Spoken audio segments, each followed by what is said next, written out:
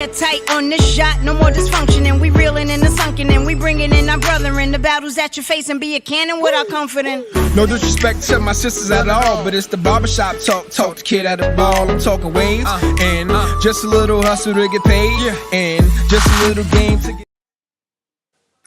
Hello, how was everyone today on this nice, beautiful Sunday? Hey, I have a really great treat for you. The Brothaship does. Before we get into it, I just wanted to introduce myself. My name is Darren Johnson, aka Jersey.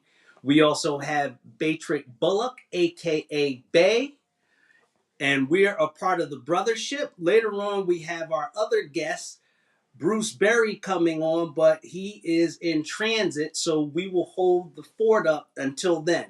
But again, I mentioned in some of the promos, we have a special guest. He's not only special because he's my brother, but I think that when we have the discussion today on the topic, you're going to learn a lot. So without further ado, I just wanted to introduce Arthur Rookie Johnson from Rook's Castle. Thank you. Thank you. How you doing, Rook? Thank you. I want to thank you guys from the Brothaship and also the fine and fantastic women from the Sistaship for inviting me on the show. It's a pleasure to be here. I saw the last show when Mom was on, and I look forward to talking to your audience today. And I thank you for letting me be a part of this wonderful movement that the Brothaship and the Sistaship has with many viewers across the world. Thank you, man. I mean, we're keeping it in the family because at this stage in the game, we're trying to keep relevant topics abreast and making sure that we're getting good, pertinent content that people are interested in. And with the end of Black History Month upon us, we didn't want to just stop there. I think that's one of the big things that, from my perspective, selfish as it may be, is that my contention is that Black history happens every single day. And the more that we reinforce that or share dialogue that I'll say offsets things like CRT, dig, but the better off we're going to be because we have a wealth of history, and we're going to spend and carve a few moments in today's show to talk about that. So the topic of today's show was Black contributions in college basketball, but I think it shouldn't just be relegated to college basketball. So before we actually get in there, Rook, I know that your show, Rook's Castle on North Cablevision, has been very intimately involved in talking about the experience, the African American experience in sports. But before we go into that, just kind of give us a rundown on some of the things you've done with respect to sportscasting and being involved in CIAA sports. Oh, okay. Thank you, Darren. And again, it's a pleasure to be here. Well, first of all, my career started off playing in the playgrounds. Our dad was a CIAA basketball player, along with arguably the best player to ever come out of the CIAA, Cleo Hills, who went to Winston-Salem State. Most people don't understand that Winston-Salem State was known as Winston-Salem Teachers College, which meant that you got a double treat. You got an educator and an athlete coming out of most of the African American schools in the Deep South, most likely from Winston-Salem State. But that's when my basketball career started. I became a member of the National or Junior Pro Hall of Fame, which is located in Springfield, Massachusetts. Was elected to the Newark Athletic Hall of Fame. Was a host and commentator for the Newark Entertainment radio show. Sportscaster for Cablevision Channel 3 for 42 years. A sports writer for the Newark Star Ledger. A television and radio analyst for the CIAA basketball men's and women's tournament, and a host of other things. I don't want to take up too much time, but those are just some of my accomplishments. And one of the most things I did for young people here in the city of Newark was I was the coach of the United States Youth Games basketball team. That'll come up later on in the show. We won 2 national championships. That's boys ages 15 and under, which is our future. We were undefeated in 2 years. The first year we won in Birmingham, Alabama, and the second year we won as a host team in Newark, New Jersey. But those are just some of the things that I've done, writing for the newspaper, being a sportscaster for Cablevision, and doing a lot of different sports things, thanks to the mentors that I had here in the city of Newark that helped me and kept me out of the streets and from other things that distract you in North as a youngster. Wow. So, with that said, I mean, again, I don't like to brag, but this is some high power cat. He just happens to be my brother. And as you can see, he kind of is real sharp. And those people that know Rook know this is him. This isn't an occasion. I don't think I've ever seen him wearing jeans, but different story for a different time. But Rook, let's get right down to it into this CIAA, because again, I had no dreams or intentions of even going to an HBCU. I was always a good student, and I went to a prep school, Seton Hall Prep, and at that time, I didn't have any intention to go to an HBCU. In fact, I think I was all set to go to Fordham after about 8 or 9 different academic scholarships. But I got a call from the dean of the business school at Florida A&M, who offered me a scholarship to go down there, and I went. And while I didn't like it the first year because I was homesick, I realized by staying there, it was the best experience that I ever had, and it's something that I can't ever articulate to someone because it's something that you have to live, as I'm sure you well know. Mm-hmm. But can you just give the viewership a little short history of CIAA basketball, how Sure. it started, and some of the advancements that that tournament has given us in the African American experience? Well, the tournaments come a long way. Before I even start, I just want to listen to the Sistaship show. I just want to piggyback on something real quick: the importance of family. Without a mother, Dolores Johnson, a father, Artie Johnson, raising us the right way, myself, you, and our sister Michelle, I would never gotten the opportunities to be in the environment for people to have things to do. That's a whole nother show, which will probably turn into part 2. But just the history of the CIAA real quick to show you how far it's come. Last week, I felt so good. It almost brought me to tears when I saw something that I had done 25 or more than 25 years ago in 1997 as the host and commentator for radio and television for not only the men's tournament, but the women's tournament, how far it's come. But for those of you who are not familiar with the CIAA tournament, real quick is Winston-Salem State, North Carolina A&T, Johnson C. Smith and Charlotte, St. Augustine and Shaw University in Raleigh, North Carolina, Virginia Union, Virginia State, Fayetteville State, Elizabeth City, and Livingstone College, and just recently they added Lincoln College in Pennsylvania. But those were the schools that were involved. But for those that are listening out here and would like a little bit of history of the CIAA tournament, here it is. The history of the CIAA tournament started by John B. McClendon, who was called the father of the CIAA. He was the first black coach at a white university. The CIAA was started in 1912. And at that time, when you go from the history, you go straight into the racism. At that time, we know you had the civil rights movement where a lot of things were going on. Blacks were not allowed to use the same facilities and have the same opportunities as not only as people, but as African American athletes. At that time, the white colleges such as the North Carolina, the Dukes, the Kansas, Kentucky, and when we talk about the CIAA, Wake Forest is located in Winston-Salem. They were not allowed to admit African American ball players. So at that time, they had to go to the black colleges, which is where they went. And this is where you might say, well, how did people find out about them? Well, you didn't have money in the big budgets that big time schools have now. You watched Mike Krzyzewski last night after 42 years be given a whole day on ESPN for his accomplishments in 40 years, which he well deserved at Duke. But you're recruiting, you didn't have the boosters and the alumni to go out and recruit people. So when you talk about the history of the CIAA, you basically had your recruiting was the alumni. The alumni were people who went to school there, who came from the inner cities, who found out about a kid or knew about a kid. Your recruiting was my dad, the Cleo Hills, the Earl Monroes, the Jack DeFarrises, the Richie Glovers, the Donald Bradleys, the Eugene Smileys, Stephen A. Smith, who's now the highest paid employee at ESPN. Those were the people that would go back to where they came from and tell the coach at the college, since there was not money available to fly first class and private jets. So what they had to do real quick, they had to tell you would go home and say, well, coach, Big House Gaines was the most winningest coach, an African American coach in history, one of the tops in the world. And we later on we're going to talk about his book for real quick, I can show you that. They wrote a book. It's called They Call Me Bakehouse. We'll talk about that later on in the show. But in your job as an African American in the community, when you talk about where did these guys come from, the players came, they were urban African Americans from poverty-stricken neighborhoods. New York, New Jersey, Washington, Delaware, Philadelphia. So your job was then to come home. They called it each one teach one. They stole that. They use that in Harlem now. They use that all over the world.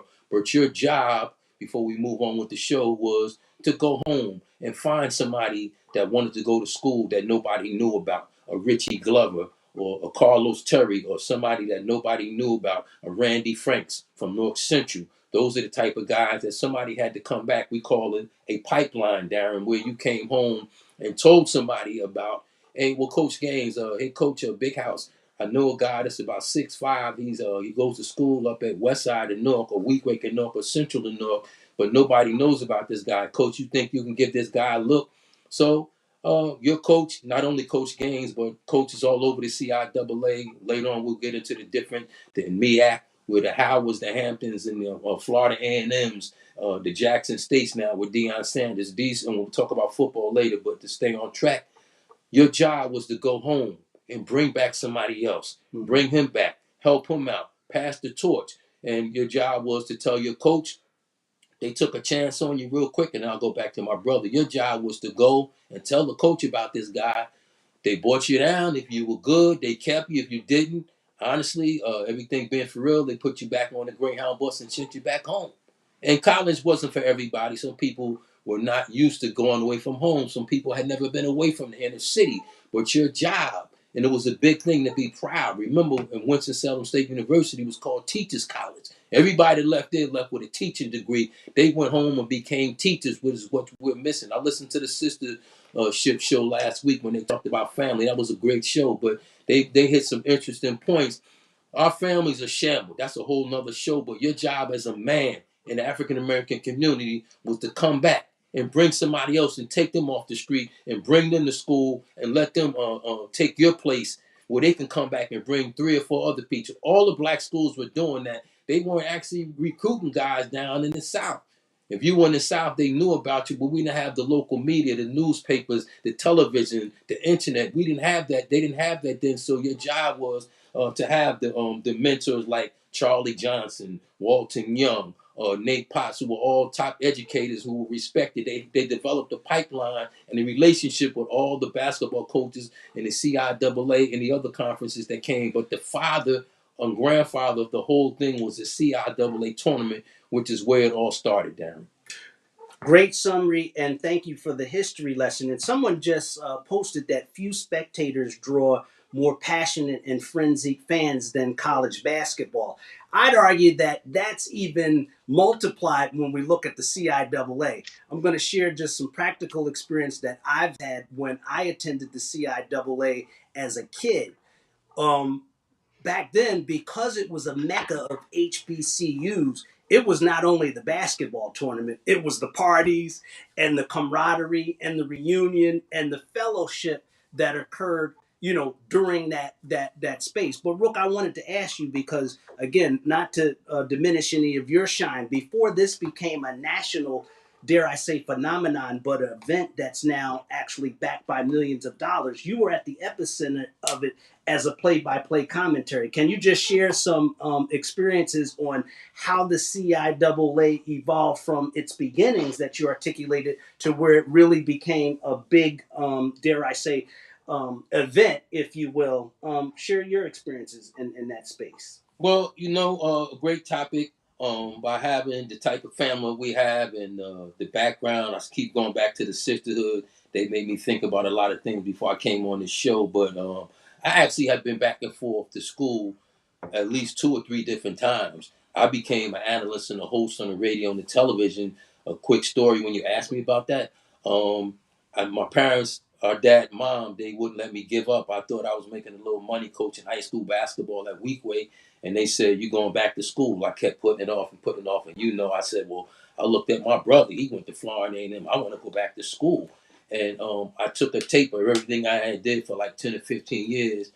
I saved up my money. I had a job. And they kept saying, "You going back to school?"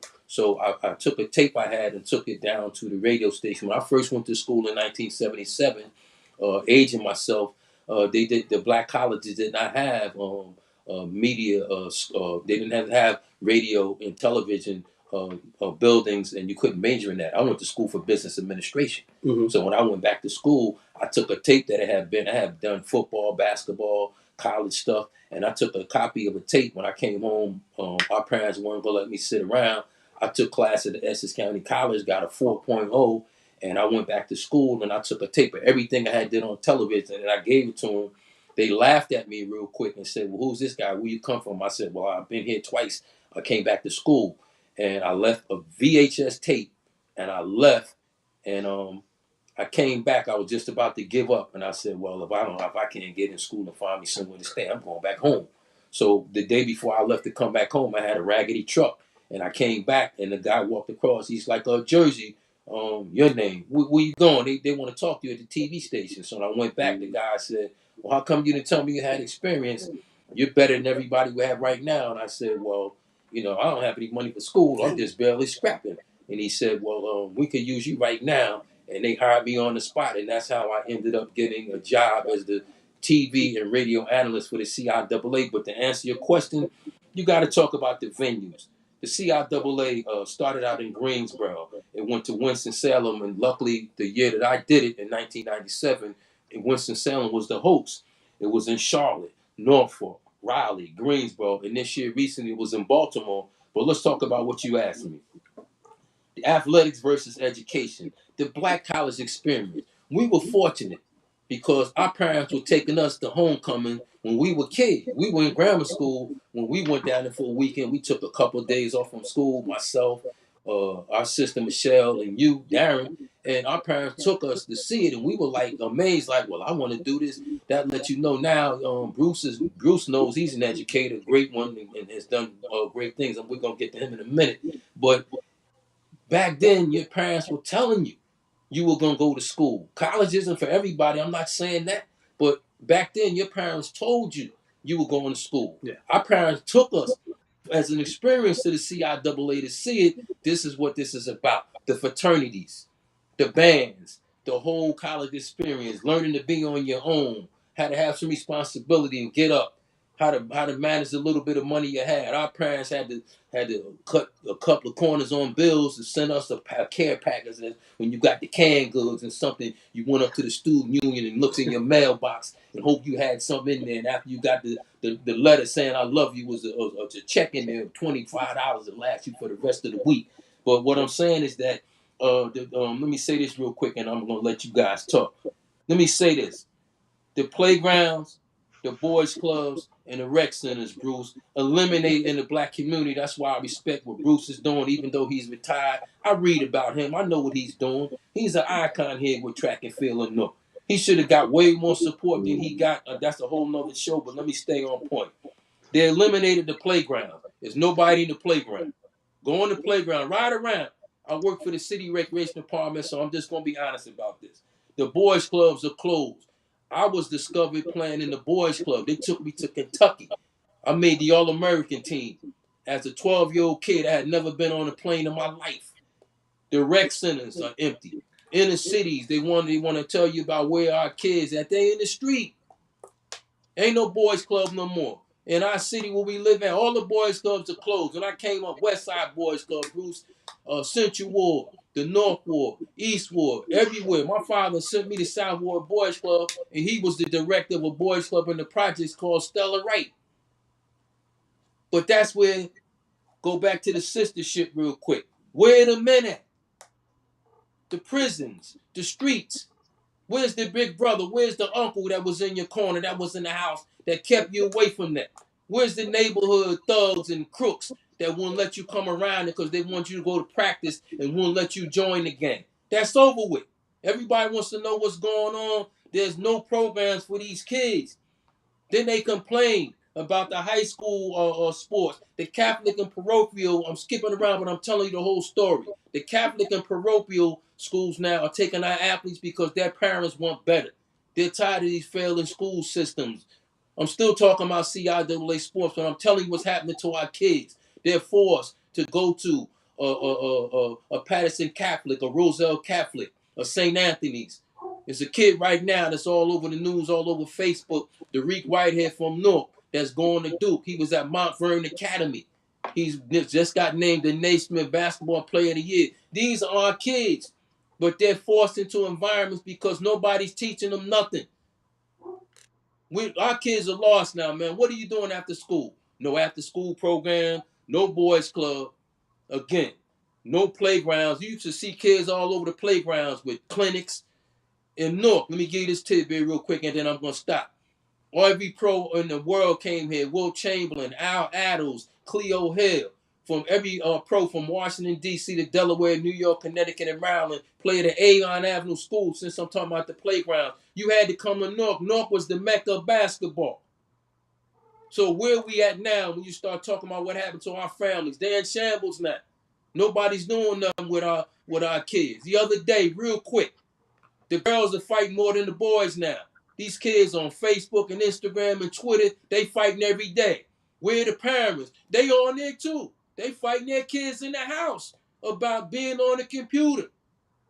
We had to shut down with the COVID. So when you talk about nobody is leading these kids to black schools, and Bruce, when you get a chance, I love you, my brother. I would like for you to talk about the job you did, and I want your input on something. I see you, man. I love you. You know that. About how A&T became one of the top track schools. I'm going to tell y'all the whole thing in the country because of people like you sending kids. I see you doing fundraisers. I see you all over the place when people should have gave you a recognition at the board. I'm giving it to you now all over the world. How did A&T become one of the top? I see you, man. You know I love you. The A&T, a black college now competing with the top track programs in the world like Florida and all these other places. You could talk about that more than I could. How would people like Deion Sanders now taking over for the Eddie Robinsons? I talked about basketball with the CIAA. Let's talk about Florida A&M doing what they doing. The Hamptons, the Howards, Morgan State. I remember going as a kid. My brother was this before my brother's time. Grambling, Morgan State used to play a football game. They used to sponsor for the kids. Where's that going? Jackson State, Deion Sanders coming in now. So it's a lot of stuff going on. I know we on there talking about CIAA, but it all started because black men were coming into our communities and saving our kids. They not doing that now. Everybody's gotten into these positions, and this is not a political show. They forgot about our kids. All of these people, when I say the playgrounds, they were filled with, guess what, Bruce? You got a double edge. You got a teacher and an athlete. He was in the playground. He knew the streets. And during the day, guess what? He was in the building with kids all day. He wasn't scared of them now. Darren? I think you can see the passion that comes from Rook's experience because, again, our dad, Bruce's dad. Mr. Berry. I'm going to give you a history really quick. We're all separated by 6 degrees of separation. Bruce's dad went to Winston-Salem before my dad went to Winston-Salem. Tell it, man. When these folks all came to Newark at the time, again, and I think Rook pointed it out, and I think it bears mentioning again, these HBCUs were, dare I say, the connector to the African-American middle class. They were your safe haven. They were not only athletes coming out, but they were educators and professionals. So, while we're talking about the achievements in CIAA, it was bigger than that because, again, in the era that our parents, where we're having this discussion, that avenue to where I'll go, predominantly white institutions, was pretty much not an opportunity. We made those opportunities internally. I want to pause there and get Bay's perspective because he's been listening and soaking it in. What's your view of the CIAA and the, I'll say, HBCU connection to college basketball and sports in general? Well, Darren, I'm definitely not a big sports guy. I was a sports guy when I was younger, and I do remember Doug Williams. I do remember Eddie Robinson. That was the coach, if I'm correct. Yes. Yes, I loved Grambling. Grambling was a well-known secret at that time when I was growing up, man. Because when you watch Grambling games, you knew you were going to see some amazing things by the brothers, you know. Yes. But now I'm not into sports. My whole mindset has gotten changed on sports. You know, I look at it totally different. You know, I think that our brothers and sisters could be used somewhere else. I mean, I know they're getting an education. I know they're getting benefits from the athletic abilities, but I'm just not into that anymore. But I am soaking up the game, man. I'm willing to learn as much as you guys teach me. I know I'm dealing with a bunch of college guys here, so I'm like, man, this is good conversation. But I mean, I think we've contributed a lot, more than a lot. I think we are pro sports, semi-pro sports, college sports. We are that. So, you know, it's. I don't have much to say, and I just know that we've contributed a ton to the whole situation. Well, thank you for your input, and obviously my very good friend and partner, Bruce, again, who's a legend in his own right. I think, you know, we try to be very humble and give you guys a perspective, but these are people that have been involved in high school and collegiate sports at a very high level. And Bruce, again, you know, you can reiterate your background, but I know for a fact that you learned from one of the masters and North products, Wilbur Ross, as a hurdler, in your career as an Olympic alternate and All-American hurdler at the University of Alabama, who came back to the Newark school system and produced a tremendous amount of productive talent that ultimately went to D1 school. So I'll open it up to you and let's get your perspective. Well, first off, sorry I was late, but I was actually coming back from Fort Lauderdale. I had a clinic because I work with USA Track and Field as a consultant for the hurdles, so I had to hustle back. But to listen to Rook and what Rook was saying, just got the juices flowing again, and it's true. We have, through our secondary educational system and even our elementary schools, we've lost our kids. We've lost our athletes. We're losing them to the Paramus Catholics and the Roselle Catholics and the St. Anthony's. We're losing them because, as Rook said, I didn't get a lot of support. You know, I won 3 state championships for Central that had never been done before. You know, and I put over 67 people into Division I schools on some sort of scholarship, and over 30 more into Division II on scholarship. And not that I wanted a pat on the back, because I feel that's what I was supposed to do. You know, Wilbur Ross did it with me. Lenny Moore did it with me, the longtime, well-known track coach at Weequahic High School. And so we had to give back. But when your hands are tied, and not from a monetary perspective, but my hands are tied because they want this kid to do this academically instead of doing this athletically. I remember I had one of the best hurdlers in the country one time, and the principal told me, well, we need her to be at the advanced state something math thing. I looked at her like she was crazy. I said, are you serious? This is the day of the state meet. This girl is ranked number 3 in the country, and you're going to have her miss a state meet because you need her to be in this math bowl? She's not even a mathematician. She gets by. But no, you want to use this to make your numbers look good, that you had kids going there. I said, you got to write me up, do whatever needs to be done. This girl's not going to that math thing. And guess what? This girl ends up going to the University of Texas on a full scholarship. Had she not run the state meet, well, that opportunity may not have been there for her. And so I need to put my kids first before other people's agenda. And that's what started happening. People, coaches, stopped putting their athletes first and wanted to listen to the administration. Well, I had been in the system so long. What you going to do to me? Really, what you going to do to me? You going to write me up? Okay, not a problem. Because that means nothing to me. Just as long as I got to get this kid out of this environment. I'm talking about environments where I had to take this young lady one time, and she had to live with my assistant coach for 2 weeks because she had no lights.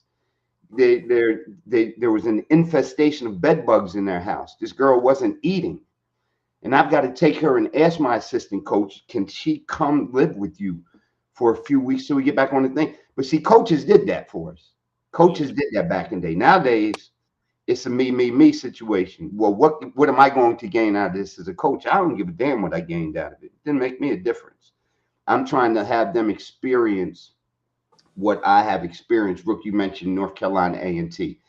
I mean, I think Dwayne Ross has done a tremendous job down at North Carolina A&T. You know, here's a guy who was a world-class runner and started giving back. He turned Norfolk State around, and now he's turned North Carolina A&T around. And yes, they can run with the Alabamas and the Texas A&Ms and the Floridas and the UCLAs and everybody else in the country. And matter of fact, has the #1 400 runner right now in the world going into the NCAA championships next year. So that aspect, that HBCU is coming back. But where we lost in the HBCU, and I'm going to be honest, obviously I went to the University of Virginia out of high school, and then I transferred to Alabama when my head coach left. Did I have offers from HBCUs? I did. No doubt about it. But the reason I did not choose an HBCU is because when I looked at their schedules versus the schedule of an Alabama or a Virginia or a Tennessee or these other schools that I had considered, their schedule was minuscule. They were going to the Townsend State relays. They were going to the Howard relays. They were going locally. And I really felt I wasn't going to get the exposure I needed to get.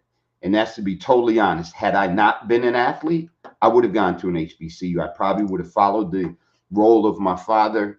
You know, he ended up graduating from Howard. He transferred from Winston-Salem, but I probably would have followed that route. But as far as athletic-wise, I think the HBCUs were hampered by a lot, and financially. I remember I went to, and it was funny, and the other thing I told you is I went on an interview for the head coaching position at Winston-Salem, and I looked at the facilities before things were upgraded. This was 15 years ago, 20 years ago, and I've been to certain high schools. Hell, my high school, Elizabeth High School, where I was coaching at the time, had a better facility than Winston-Salem. And one of my main concerns was, well, when are we, you know, when is this track due to be refurbished? And the AC really said to me, we don't know. We don't have it in the budget. And that's the sad part about it. That these HBCUs, but now things are changing. But back 20 years ago, 25 years ago, they were sort of floundering aimlessly from an athletic standpoint. I have a friend who was an AD at Bowie State. You know, he said, man, he said 3/4 of my job was spent fundraising, just trying to get money for my budget. But those things are starting to come around. I think the HBCUs are going to come back athletically, especially what Deion did. All of these things are starting to change now because monetarily wise, you may not be able to keep with the Alabamas or the Michigans or Ohio States of the world, but they can definitely be on par with Coastal Carolinas, which is a D1, University of Akron, which is a D1 where I've coached before. So we are starting to get opportunities for our athletes, but it has to start back in the hood, in the town, in the neighborhood. Our feeder systems, these Pee-wee leagues, these PAL leagues, these boys club leagues, they have to come back. I ran for the North Y. We traveled the country. Charlie Davis got money from the Housing Authority and things. We traveled the country as 12, 13-year-olds, 14-year-olds. We getting on planes, getting on buses. We doing things. We don't have those anymore. We don't have those feeder systems that will keep these kids moving in line, you know. Or we have some corrupt ones where, you know, and Rook, I'm sure you know this firsthand. Some of these one leagues and these PAL leagues, the coach is out to just see if he can get with the moms or not. They ain't worried about the kids. They looking to see if they can get with the moms because most of the moms who are in there are single mothers. That's right. They looking at crazy things instead of looking at the best. You know, you look at man who played for the Giants, went to Michigan. Can't think of his name right now. The defensive back, but he was also a state champion track. He's from Newark.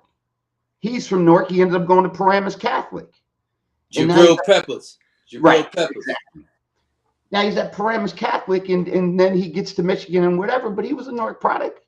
There's a lot of our kids we've lost to these, as Rook has said, these the Catholic schools, the private schools, because they're weaning them with better opportunities, better education, and the promise, I'm going to get you into school. Now, we have had some coaches. Dave McCombs over at Shabazz has done a tremendous job when he was there. Al Tariq White did a tremendous job at Weekway when they won the state championships, putting kids into college. But a lot of our coaches nowadays, and it's unfortunate, are younger and they're more self-centered. And it's about the accolades that I can bring to myself instead of what can I do for this kid. My main goal was to get every kid that I've ever coached into school, whether it's a D1, D2, or D3, and get them as much money as I can. That was the whole thing. If I had to cash in favors, do what I needed to do, make some phone calls, but I'm getting in school. And they knew coming into my program at Central, and I called it a program because it wasn't a team. I ran a program there. And coming into that program with the study halls and checking grades every week and doing everything, because I would fire you from my program if need be. But coming into this program, I told them, you will go to college. You ain't got no choice. I'm not going to allow you not to go to college. I don't care if you got to start off at Essex County, Union County, or Opie-Doke State. You will go to college. I just ran into one of my former athletes at Newark Airport. He's a supervisor now for United Airlines. And he went down I sent him down to Virginia State, and he stayed there a couple of years and then got a girl pregnant, this and that. He came back, but he turned things around. He said, Coach, he said, very honestly, if it wasn't for you, he said, I probably would just be working at a gas station or something. He said, but I remember you kept telling me I got to go to college and I got to graduate. So that's what we need more of. I know I sort of went off on some tangents, but that's what we need more of. No, you're right, Bruce. Coaches like that. Okay, so let me kind of stop right here for a second and kind of just refocus a point that you said in your testimony, Bruce, that I want to bring us back around. And I think it's a paradigm that a lot of African Americans, not just in sports, but in academia, struggle with. And you said, well, when I had a chance to look at an HBCU, I didn't know how my chances would be. I'd submit to you that actually that happens as well for people like myself who are eggheads that, got accepted to Pepperdine, Syracuse, Oberlin, Fordham, Rutgers, University of Maryland, et cetera, et cetera. I was like, well, I don't know if that would be the best option. Now, I want to just stop there because I made a decision to go to an HBCU. I still say from a return on investment, it was the best decision that I ever made. But I want to just steal even some of my brother's notes and just say a few names. Jerry Rice, Walter Payton, Michael Strahan, Deacon Jones, Doug Williams, Mel Blount, Art Shell, Shannon Sharp, Willie Lanier, and Willie Brown were all products of HBCUs. Mm-hmm. Just at a football level. Deion Sanders, while he went to Florida State, and I knew personally as a student of Florida A&M, I can tell you unequivocally he spent more time on the set than he did down the hill. And you came to my place, I lived around the corner from Florida State. But another story. Here's my point. At some point, what I'm gathering out of the conversation based on the history that Rook gave us and our testimony, when we didn't have the option to compete at that national level when we were wanted, we made lemonade out of the lemons from the beginnings of the CIAA. Cleo Hills is a perfect example. Before there was a Michael Jordan, there was Cleo Hill. Most people don't even know that. Mm-hmm. And he was, again, drafted in the first round by the St. Louis Hawks, but was actually blackballed because at the time, other players on the Hawks did not like the fact of his ability. And I'm not stating that as fiction or dereliction of history, but truth. Can you just share a little bit about Cleo? Mm-hmm. Because you were obviously being closer to him and being a little bit older. You got to see the things he was capable of. Well, I want to say you guys have provided some excellent commentary. I hope everybody's listening. If you're not, give people a call. You're not going to, not just because it's us, but you're not going to get this kind of information on the show. I think everybody has good input. But to answer your question, Cleo Hill, for the most who don't, with the technology now, you can go and look up Google, whatever, you can go to the library. Cleo Hill was Michael Jordan before he was Michael Jordan. Not to age myself, but I saw this with my own two eyes. I had never seen anybody play that good in my life. And when you think about him, let's go back, and I'm gonna piggyback on my man Bruce, what he's talking about now. First of all, don't forget this thing. We talking about how good he was, but I'm gonna answer my brother's question. Cleo Hill was the first African American to be drafted by the St. Louis Hawks in 1962. And not only that, he was so good that the white basketball players would not pass him the ball. I know that. My mother and father used to catch a train and scrap their money together to go get the newspaper over in Penn Station, New York, just to read about him. That's how good he was. The white ball players on the team refused to pass him the basketball. The owner and the coach said that if you don't give him the basketball, I'm going to get rid of you guys. You talking about Bob Pettit, Dog Shades. I'm talking about all NBA players were nowhere near as good as Cleo Hill. And it's a shame they don't have the video and the technology they have before. You're not going to believe this, but he was probably better than Michael Jordan. I never said that before, but I saw it. As somebody that your grandfather, great-grandfather, somebody that might be fortunate enough to have known this guy. I'm gonna show you a picture right here. Look at this. I don't know how well you can see it. Push it up a little bit. Yeah. There you go. He might be the third person. The third person. Now I'm gonna show you why I'm gonna tell you why I'm showing you this too. If you look at this picture, my dad, Artie Johnson, is the one holding the basketball. He always jokes with me and my brother and says, "You see who has the ball." But look at these guys though. All right? Everybody, white uniform. Everybody, white socks. Everybody, white sneakers. Let's talk about it, Bruce. You kids now, everybody got on pink, yellow, green sneakers, hair standing up on comb, a billion tattoos, and more. I'm not knocking the culture. I'm just being honest with you. If you look at this picture, this picture is like 1,000 words. This is Coach Big House Gaines. He was respected. You either did it his way or you went back on the highway. But let me explain some things to you when we talk about things. I'm looking at some of it. I can't see all of it, but I'm looking at some of the stuff. We a team, so we gonna keep this team play. Let's talk about something Bruce said. First of all, the facilities. I understand why you had to go to Alabama because even now they're trying, but the facilities, the resources now, Bruce and our listening audience, the equipment, the weight room, you just didn't have it then. I mean, I'm talking about when I came up in CIAA, my uncles that taught me, we didn't have the equipment. My father bought me some weights, and I didn't want to lift weights. He said, you're going to be small, so you're going to have to lift some weights. We had to do push-ups and sit-ups and do calisthenics. We didn't have no weight rooms and stuff like that. Another thing, somebody wrote across the screen, and thank you, caller, for calling in. Let me say that. I'm starting to like this, man. Let me tell you something. Bruce made something that's real interesting. We talking about basketball and football, but we talking about life, guys. Competition. When you talk about the coaches, I'm not naming names. We're not about that right here. Competition for talent. The parents and the coaches are competing for the kids. They want to be bigger than the kids. Go to an AAU basketball game.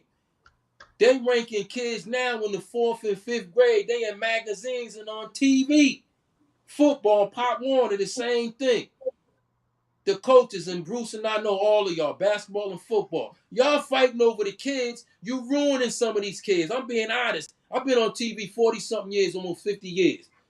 Some of y'all, Amen. I wrote for the Star Ledger. I picked all city, all county. I interviewed everybody. I've done the state tournaments. I did the captain. I've done every sport, boxing included. So I'm telling you, I'm just being honest with you. These coaches don't have any connection to no A, and not just the CIAA. Name me one coach that's calling up when I was in high school. They called up all the CIAA coaches and all the black coaches for kids that nobody wasn't looking at. They came up here to Shabazz High School and looked at us. If they like what they saw, they offered you a scholarship. If they didn't, no problem. But the coaches don't even come up here anymore. You know why? They have no respect. for the people. You do have some of the good coaches now, but I'm not, as I said, I'm not on here to kill anybody, but they don't have no contacts that help no kids, all right? I'm Right. just being honest with you. And you, Pop Warner, the The truth. parents competing with the kid, the adults, people in positions that help people. They're not doing anything. They don't like you, can't use the football field. They don't like you, you ain't getting no money. They don't like you, they not gonna pay for your team to compete in anything they do. Let's talk about money, television, ESPN, ESPNU, ESPN2. I got to shout out when you talking about the football and basketball players, the salaries, the contracts, the agents and endorsements. I got to shout out people like Chris Paul, who's actually a student at Winston-Salem State now. I'm saying that because you look at people like Chris Paul, who was raised in Winston-Salem. He's like this situation, Bruce. He didn't go to HBCU because he was that good. He went to Wake Forest for 2 years, but he came back and gave money. Look on TV. Look who's sponsoring these basketball tournaments. And I'm saying that because let's call it for what it is. LeBron James, Kevin Durant, Kyrie Irving, James Harden, all the superstars in the NBA. I mean, they may do little things in the community. We don't see enough of them coming back in our black community to help our young people. Somebody wrote something on the screen. I'm watching you, callers. I thank you guys. We love y'all for listening to our conversation. Somebody wrote something about New York. New York is a whole different thing. They have better programs. I'm not knocking things, but look at North Irvington, East Orange, and Orange. The leaders in crime by young people, carjacking, muggings, all kind of stuff, dropouts. Look at the schools now. They got a school in North that they talked about. I'm being real with y'all. They had a school in North they talked about where a school that could fit 14 to 2,000 people with 200 kids in it, Bruce. You know what I'm talking about. Why is every school in North now, when I was in school, there used to be a group 4 school, they all group 1 now. 1 and 2. Okay? Yep. Oh, 2. And you know why that is? Because it goes by, Bruce is an educator, he can piggyback on us. It goes by your population. The kids ain't in school no more. Even before the pandemic started, our kids are not in school no more. And I mentioned the NBA players because they got to do more to get back now.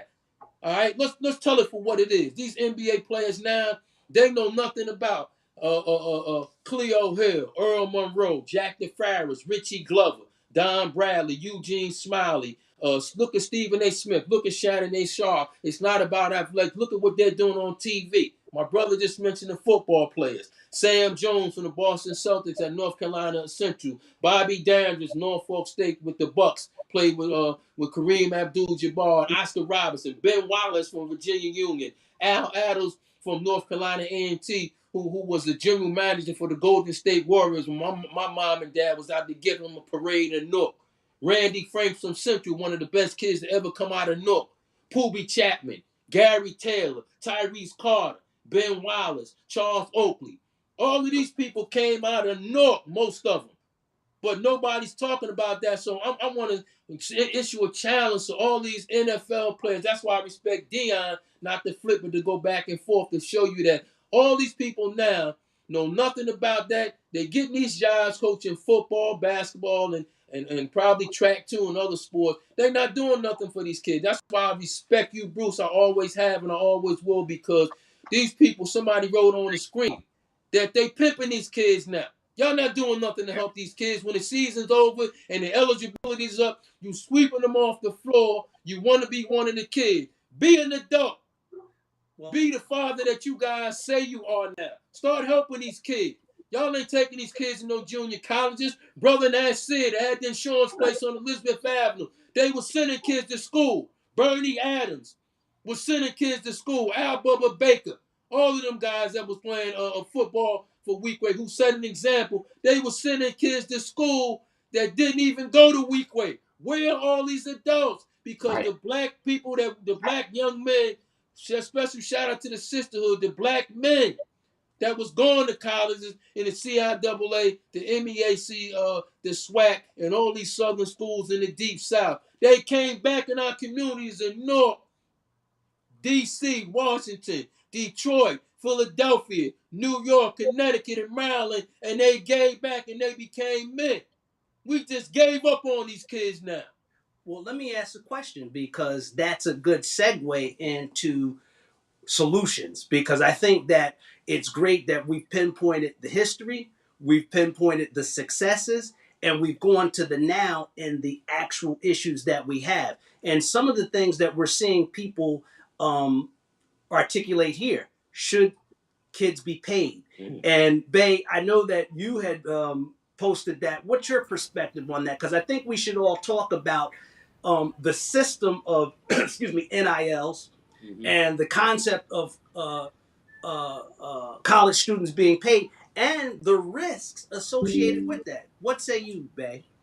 Well, I definitely think that college kids should be paid. First of all, you took that time to recruit this kid, pick this kid. You did the whole how physically fast he is, how mentally sharp he is, and now you put him in your system, and he literally fills your stadium with students, and he puts you on national television, and that kid doesn't get a dime, and they put him. And back in the day, they were putting them in video games and all kinds of things, and these kids were not getting nothing. Bruce just made a point where he said he had a hurdler, number 3 in the country, and she couldn't feed herself. But she's putting, excuse my French, asses in the seats, but she can't feed herself. And these are our best athletes, and I'm talking as black folks, and you're taking them out of our community, and you're benefiting from them, and they're not getting a dime, and then you're going to say to me, well, we're educating them. You're educating them in your system. Give them the money and let them do what they want to do with the money. It should, if they want to go and they want to build something with the money, then let them do that. They just want to live a leisurely life, then let them do that. But let them have the money because they are the ones that are putting their bodies at risk. Like, I don't know what the statistic is from high school to college making it, and from college to the pros, but that is a very fine line for them to make it to where they can actually get paid as an athlete. But meanwhile, the institution is making all of this money off the child. That's totally wrong. And you got and back in the day, everybody was sweeping stuff under the rug, paying the kids under the rug, and that would ruin them in the future. But the institution was still standing. Still standing, whether they get barred for a couple of bowl games or whatever, that doesn't matter to them. They're still on TV. They're still doing what they're, but you got this individual kid that lost everything. That's my whole feeling on that. That's why I just stopped watching, because I just think it's they exploit us. That's why I just gave up on all of it. Well, let me ask something, because I don't want to assume, but I think that it would probably be a good assessment to say that everyone on the panel would be agreeable to college students getting paid. But let me now kind of expand on the question. How do we get equity and parity? Because if we look at, sports is a microcosm to the rest of the world. When you look at the Alabamas, the Michigans, and the Kentucky from a fundraising perspective, from an endowment perspective, they're way ahead of the game, just like the wealth gap in America. So let me throw this out as red meat for anyone to step in and tackle. How do we close that gap where we make CIAA, MEAC, and SWAC schools, HBCUs predominantly, more attractive? I can tell you, just as an active alumni, academically, that's starting to happen. Florida A&M was showcased during its homecoming on ESPN, the regular channel, not just the, secondary and third channel. Deion obviously has raised the profile for NILs for specific students that are committing to his school. So the question to the panel is, how do we do that? What instances do you guys think we can do to fortify the ability for our students, athletes, to get paid? Real quick, Bay, excellent point, my brother. Let me piggyback down and steal some from you real quick. Let's talk about what he mentioned when you guys mentioned the NIL. Here's the point.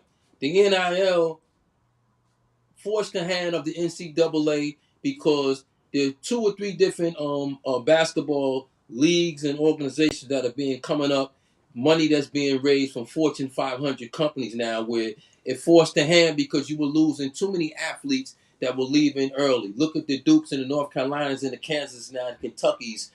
They were criticized for, but these guys were one and done because you looking at, we started talking about the CIAA. Check this out, babe. But what happens here is that all of these guys were coming from urban areas where their parents didn't have money. So how could you fault the kid? Like you saying they should be paid. That's been an argument for years. I've always thought that student athletes should be paid because I'll never forget the story with Chris Webber talking about how when he played for the University of Michigan, he didn't have $1 in his pocket, but he went in a college bookstore and saw his jersey being sold with his name on it, with the University of Michigan on the front, being sold for more than $100. But my point in saying this is real quick, and then we'll share it with the rest of the panel, was this. The organizations now, there's 3 different leagues now that are coming out that are offering kids at least $2-3 million plus insurance plus education if they make it to the league. So that forced the hand, and it also not only the NCAA but it forced the hand of the NBA to put pressure on these colleges who've been pimping these kids for years. How could a college coach leave whenever he wants? Look at the salaries of these coaches now that's making $10 and $15 and $20 million on their salary, plus another couple of millions for a camp, plus another $1 million for a golf scholarship, plus they get in the house and they get money under the table. Let's not forget, when we talk about this, babe, the boosters, the alumni from these rich schools now, they put money in the pockets, which is why a lot of our kids, when we talked about the CIAA at the top of the show, they started going to these white schools because they were paying them. They're still doing it now. Some of them get caught, but let's face it, they had to come up with the NIL because it hurt college basketball. Football, they make you stay a little bit longer, but college basketball makes billions of dollars, and they had to do something to give these kids a piece of the money because they were losing too many kids, and people are not going to watch mediocre basketball players on TV. Real quick, Charlie Scott was the first basketball player, black player to ever play for the University of North Carolina, and before him, as I said at the beginning of the show, if thank our listeners for watching that are listening, black athletes were not allowed to go. We never really said too much about Earl Monroe. He was poetry in motion. They got some of y'all that know the technology, look up Black Magic and look at that video. Cleo Hills and Earl Monroe were 2 people that in this day and time would never have went. Well, as we talk about this, guys, never have went to a black college now because all these black colleges are put because of the monetary aspect. They're put on the back burner because they pay these kids, they pay the coaches, they pay their parents. Look at athletes now that are spoiled like Zion Williamson, who doesn't want to play. James Harden doesn't want to play. And I got to be honest, as much as I love LeBron, they've ruined the NBA because now it's a players' league now. They're doing what they want to do. These super teams have ruined the NBA. You might have 8 or 9 good teams in the NBA, and the rest of them, they're not even worth putting on TV. Even the analysts like Charles Barkley and Shaq are saying don't even put them on TV because these super teams, Jordan and those guys, say what you want. They never talked about getting no super team. You played on a team you had, whoever they drafted or whatever free agents you had, that's what you had. But these athletes have been ruined now. The average athlete now, let's be real, got a $400 or $500 million contract, right? Another $200 million for apparel, another couple of million for things, stuff you buy, the sweatpants, the sneakers. Kids don't even wear shoes no more. The girls, and they wear sneakers now. They wearing KDs, they wearing shoes by LeBron. They wearing Michael Jordan is still the highest paid athlete with Nikes. They got what they on number 25 now, Bruce. So what I'm saying now was that they had to start paying these kids because they were leaving to get out of here.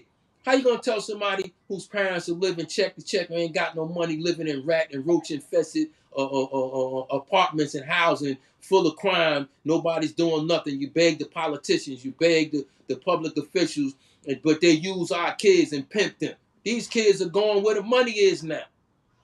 Yeah, I mean, Bruce, what do you say? Well, to go on that, just in case the listeners or watchers don't understand, NIL is called name, image, and likeness. Mm-hmm. It's a bill that was passed by Congress stating that collegiate athletes can now receive quote unquote endorsement money. They can, people get paid on Instagram if they have X number of likes. They get paid by corporations and this and that to move their brand. So now they can accept that money. Like when I was in school, And it's very true. Chris Webber did not lie. I was on school, full scholarship, did not have to pay a dime for anything. But full scholarship athletes are the brokest people around. We are. I don't care what we get in the dining hall. I don't care how many times study hall and all the perks we get. We are still the brokest around. I mean, you got to talk to somebody, hustle a girl to go wash your clothes and things like that. So athletes getting paid, definitely. No doubt about it. I think, Darren, I had told you in Bay, the thing has started to become out of control because the Texas A&Ms, the Bamas of the world, they're boosters, there's money. I mean, Texas A&M is getting ridden across the board right now because they came up with $30 million just alone in football to entice athletes to come there as an NLI, not directly, but indirectly. They said, hey, well, you know what? If you sign here, we can get you a deal with here, worth $1 million each. Now, the rumors are that Alabama's coming up with $60 million to do it. So where the regulation comes from, it has to be a governing body outside of the NCAA, because I just think they're the mafia. I think the NCAA is the 12 wise men who are the mafia. They make up rules that just did them, and I'm glad that Congress shut them down.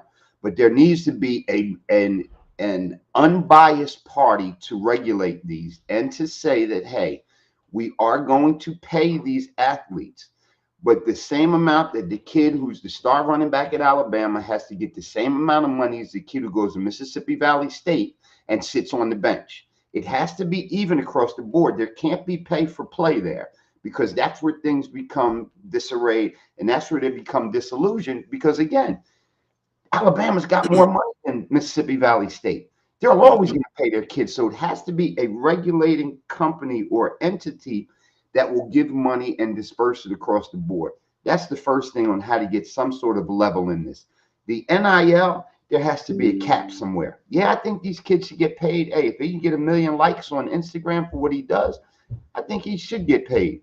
But it's got to be a cap somewhere, because now what is going to start to happen, here's a kid coming out of high school saying, well, my best opportunity to make $2 million a year as a college athlete is to go to Alabama instead of going to Jackson State, is to go to Texas or go to Kentucky if I play basketball instead of going to Winston-Salem. That's where the difference comes in it now. And yeah, is it enticing? You damn right. You out there, you're not recruiting the best athlete anymore. And this happened when I was coaching at Virginia Tech, when I was coaching at Akron. I lost kids to the name. At University of Akron, I offered a kid a full scholarship, full ride. University of Akron, we're D1. This kid went and said, no, I'm going to Ohio State. And he walked on, got zero money. Couldn't believe it. I said, Jesus Christmas, what happened? The name sold him, because he grew up in Ohio, and that's all he knew was Ohio State. Akron was secondary. So that's where the things start to lose. And then when these kids, when these schools come up with this money, that's the enticing factor. So now it's, how much more money can we give? And it gets away from the purity of the things. Also, what about, and Rook, I'm sure you might be privy to this, and Darren, I'm sure you are, babe, probably you too. How about this high school league that is starting now, that they want to bring these kids in? It's not AAU, it's not a high school, but these kids come and play for this league, and they go right from here right to the pros. They stay in the 9th grade, 10th grade, 11th grade, 12th grade, and they go, it's based out of Atlanta. See, these things are starting to go crazy now. Yeah. Well, see, for the money. Well, at the time, and you bring, this is just a derivative of how, at least in the basketball farm, it's changed. So back in our days, when my dad, who was a state ranked coach for weak weight, you had a system that was basically out in the Poconos, 4-star camp, right? Remember that? The 5-star. The 5-star camp. And basically you went through that system, and if you were successful through that farm, you got, nationally ranked. And there was a whole, I won't say underground, but there was a whole thing. That's where the McDonald's All-Star Classic came. So you went through that system and actually became, ranked. So, the LeBron, I think, he was actually, you can go and see his highlights at that time and all of those big time plays. So now people are trying to create, I'll say, direct to NBA or direct to pro type pipelines. We go back to pipeline that Rook was talking about. You know, the CIAA was the pipeline for that young urban brother to Yeah, get, you know, his shine. It but you're may doing not our have kids landed him injustice. in the pros, but he got that degree, you know? So to You're me, doing our kids injustice because the bottom line, what comes down, okay, this kid plays for this league, does this, does that. Just like Zion or anybody else, if that kid blows out a knee or has a career-ending Mm-hmm. injury, that's it. It's a wrap. And Yeah. with the mentality of these kids now, they buying that Lamborghini, that Porsche, that house, that this, that, but they forget about the residuals. There is no investment. They ain't gonna invest that money. How many people have we heard of? A very good friend of mine, Thomas Mccants, was the number 4 in the draft out of Alabama, went to Tampa Bay. The Mm-hmm. guy signed this incredible contract. They did a 30 for 30 on him. Don't you know, in 3.5 years, he was broke. He bought a house, he bought a yacht, he bought a plane, thought he was Mr. Everything. But guess what? His play went down. Tampa Bay got rid of him after 4 years. That money went and was done. Had no good legal representation. All he saw was the money. It's like we talked about in the industry, the music industry. They flash us this money and then we get disillusioned because we don't understand it. And we got all of this money, but there's things called residuals. And you got to pay, you owe somebody back. So it's doing an injustice. I think anytime a kid goes, and Dave Winfield was a perfect example. He was drafted in 4 different sports right out of high school. Mm-hmm. Those are rare in between. Kobe Bryant, LeBron, okay, they're rare. But 90% of our kids nowadays ain't built that way. There are very rare LeBrons out there anymore. You always going to get a few here and there every year, but you're not going to have the majority. The majority of our athletes are becoming disillusioned, whether you're black, white, or whatever. This whole portal system with the NCAA, I think, is a farce. It gives a kid an excuse. It gives a kid an excuse. There was a in the NCAA news, and I'll be real quick on this. The NCAA news did a study on the portal system. The portal system is the highest on Saturday nights to Monday mornings, because after game in football, and this is just in football, because after games, a kid didn't play, he got benched, he got this, their team lost, he goes into the portal system because he's ready to go somewhere. All right, there are 365 people in the portal system right now for Division One, just for Division One. 365 kids that want to leave. There's only 177 Division One schools in football. These kids are leaving the LSUs and Georgias and Alabamas, trying to find, what are you trying to find something better with? They become disillusioned, but it also becomes because our kids have become softer. In all these little leagues and things you see, everybody gets a trophy. You get a participation trophy. You're here every day. You practice hard. Isn't that what you're supposed to do as an athlete? Aren't you supposed to do that? Come to practice every day and practice hard. So what are you getting a trophy for something you're supposed to do? Rook, you remember, DJ, you remember, Bay, you remember, we played little league and whatever. Y'all either won the big trophy because you were team champion, or y'all got that little runner-up trophy. That was it. You maybe had MVP on the team, but you ain't have all of these other accolades, perfect attendance. Bullshit. You had to be there. Yeah. We're stroking these kids for things you're supposed to do. I don't get it. So that gives them this false sense of security. And I tell my athletes all the time, I say, y'all rather get 1,000 likes from somebody on Instagram who you don't know instead of me telling you the truth. See, that's what you can't handle. So I always tell them, take a selfie, not a selfie to post online, but take a selfie and internalize.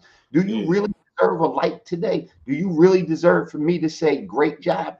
No, because you know what? You didn't do what you were supposed to do. So I'm not going to pacify you for mediocrity. That's ludicrous. But our kids are used to that pat on the back. Oh, don't worry about it. We'll get them next time, Tiger. And they get this false sense of security in their mind, and then they expect it throughout their whole career. So when it doesn't go right here, when Coach Berry yells at you For not because he can, because you're not doing, and you're not the perfect, you're not the athlete that I'm expecting you to be right now. You want to up and transfer because he hurt my feelings. I don't care. You got to go. Hey, Bobby Knight, one of the best around. I think one of the best basketball coaches around. He was known to be a hothead. Isaiah could take it, but Bird couldn't go. That's why he didn't go to school there. All right. But now we started getting softer and softer. Oh, he picks up a chair and throws it across the court. He gets called on the carpet. Now he's fired. He picks a basketball and throws it at a kid. Now he's fired. You can't do that to my son. That's abuse. Come on. Really? He's an athlete. They're an athlete. Do I treat my female athletes the way I do my males? Yeah, because they're athletes. She will get blessed out too if she needs to. They will get blessed out also. Because do what we've asked you to do, not do what you want to do. See, the Indians think that they keep running this joint. They think they do. This is coaching, unfortunately, is the last legal form of dictatorship. And it's my way, like Rook, you said before, it's my way or the highway. If you can't take it, you got to go. Let me ask this. Let me ask this, because I think we've hit on a bunch of different facets. And with the time we have remaining, I want to ask a provocative question, because I saw some of the comments. You know, there's actually a lower interest in sports as there ever has been among children. I think some of it's the sedentary lifestyle. I actually believe some of it's video games. I think actually it's just viewership's down because people aren't watching it. So here's the question I'd like to throw out to the group. With the multi-billion-dollar industries in football and basketball and hockey and even baseball, you know, we could talk about baseball, how that's almost shut out entirely African Americans because, you know, that's not really an attractive sport anymore. We had Little League throughout the city of Newark at one point in time. But here's the question. How do we take advantage of the revenue stream that's out there? Because there seems to still be, again, I go back to the issue of parity. We look at what we saw in the Super Bowl. I didn't watch the Super Bowl. I don't support the NFL. But when we have Eminem arguably making the most militant stance during the halftime show after one of the coaches gets fired, when statistically he was better than most, when arguably there were serious accusations that he was paid to tank games, but yet when he was fired, not one individual in any major sport stood behind him. It spoke volumes to me. The question again is, how do we get parity in these leagues so that people are getting and optimizing not only the benefits of their talent, but the benefits of the dollars that are out there? I'm going to jump on that real quick, and then I'm going to let everybody else finish out the show. The bottom line is that we've got to own our own. If we took the LeBrons, the Steph Currys, the Deion Sanders, if we all conglomerated and came together and pulled all our money together, you realize they can own 3, 4, 5 NBA teams, 3, 4, 5 NFL, but we don't want to because of the selfishness and the me mentality. Well, I got mine, because then there'll be an argument. Well, who's going to be the president? Who's going to be this? We've got to own our own. I don't care what we have in the front office. We've got to be an owner of a team. We've got to be the Jerry Jones. We've got to be the Hess. We have to be the owners of an NFL team. We have to be the Mark Cubans of an NBA team. And once we own it, that's where parity and a start to get a balance will come in. But until we come together, just like the movie industry, if Oprah and Tyler Perry came together as one, don't you think they would own 3/4 of the industry if they wanted to? Why we aren't coming together? We want to bitch and moan about it, and the NBA players and the NFL players and these people want to bitch and moan about it, but what are they? We ain't doing nothing. He ain't doing nothing. Jordan did it. He bought a team in racing. He bought Team 23 in racing. He put it out there. He brought Bubba onto it. And whatever the case is, we got to own our own. We got to own it. We can't be just GMs. We got to be team owners. We got to be Jerry Joneses and Mark Cubans. And once we do that, that's how we're going to get in there. Okay. Perfect point. Let me say this real quick. We looking for solutions. We trying to figure out what happened. I'm keeping up with what you guys are saying, but I'm also looking at some comments that the viewers are saying while still trying to keep up with everybody's saying. One of the things that keeps flashing across the screen is that somebody did just answer that. First of all, the kids now are more into video games. They're on Facebook, Instagram, and Twitter. That's one thing now. If you look at kids now, they more interested in that than they are in education. Something else that kept flashing across the screen is this. That's why I'm trying to interact with some people that's listening. Maybe they want us to talk about these things. Here's the other thing. I keep telling everybody that's listening to us, I keep going back to the playgrounds, the boys' clubs, and the rec centers. First of all, when I grew up in this era, kids played more than one sport. All right? You might not have been good at it, but you played Little League, Pop Warner, bitty basketball. If you wasn't in the league, you had an uncle, a big brother, somebody in the community was taking you to the park, taking you to the court. As I said when we started, playgrounds empty, boys clubs are closed, rec centers don't have nothing, facilities, there's nothing for these kids to do. So that answers one of your questions. They in the house. All right, you got coaches now, Bruce, arguing over telling a kid that's good in basketball don't play football, telling a kid that's a good track runner to play basketball and then don't do nothing. Where's the kid at? Now he back in the street. So let's look at our role models now.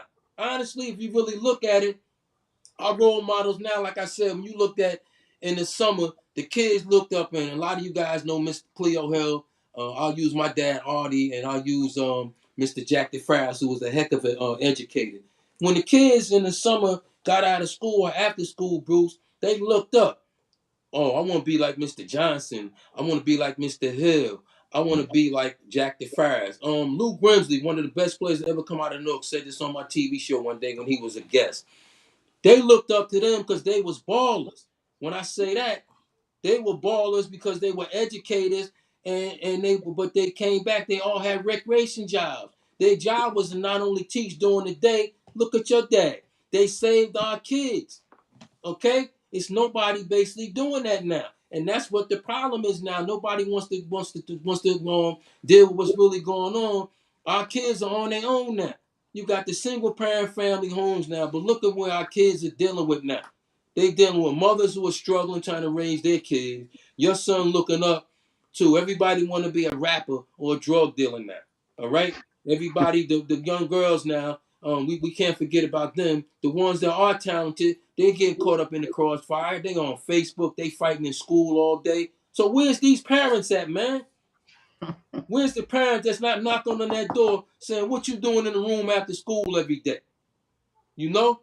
The parents talking about they can't do nothing with their kid at 12 and 13 years old because he's doing what he want to do. He's raising himself. Kids get mad now.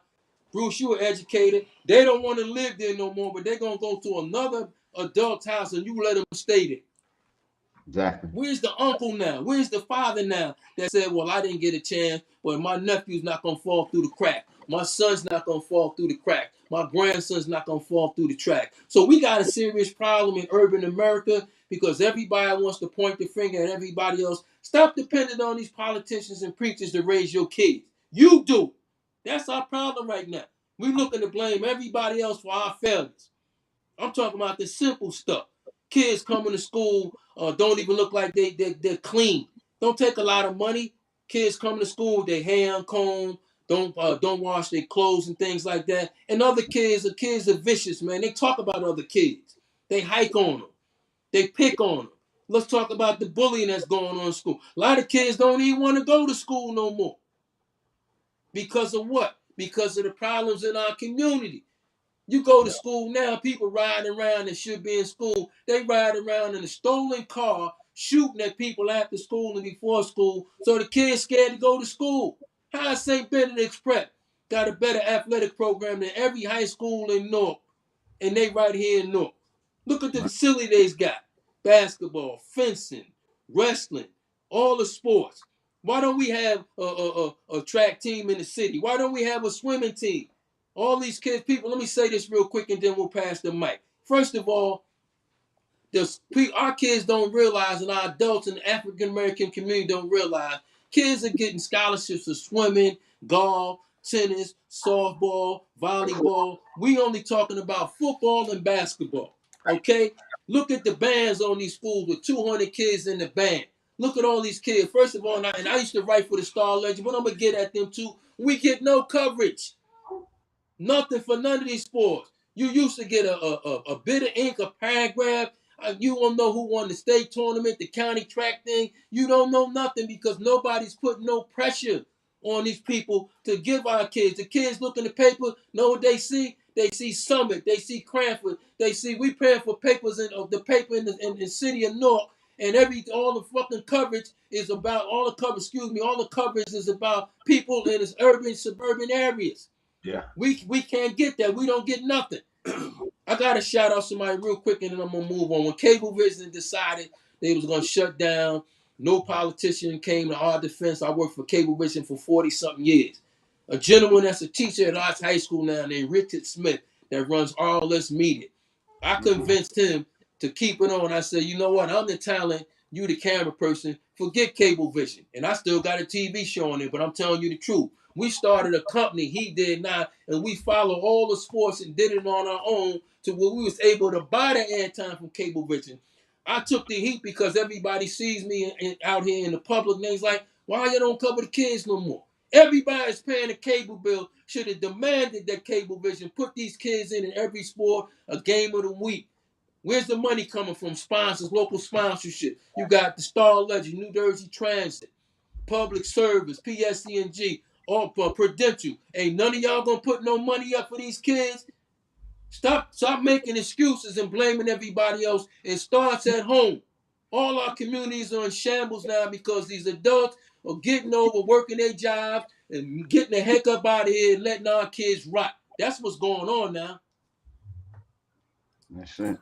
Well, I just want to come in on that. What Bruce said, you know, soft times make soft men, hard times make hard men.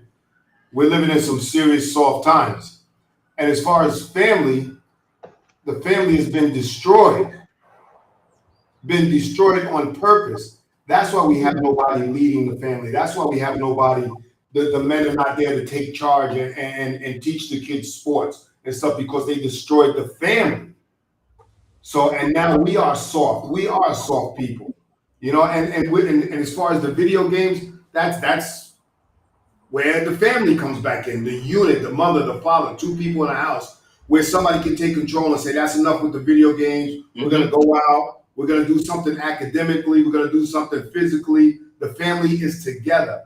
They destroyed that. That was a whole plan and now we're dealing with the repercussions because remember back in the 70s, they bring out welfare to destroy the family, to get the man out of the house. Yeah. Then they in the 80s, they gave us crack to destroy the family.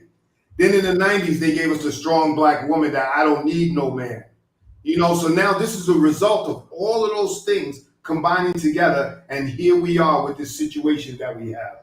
And the problem that we have to, we like Bruce said, we need our own, but we have no family structure to build our own, you know, because they destroyed that family structure. So that's why we are in the situation where we're in, because it was all designed to come out this way. And now the colleges and the schools and the sports, now that's the head of household. They take charge because now they got the money. They tell you what they want to do and how they want you to do certain things. So that's how that we're just in a bad spot.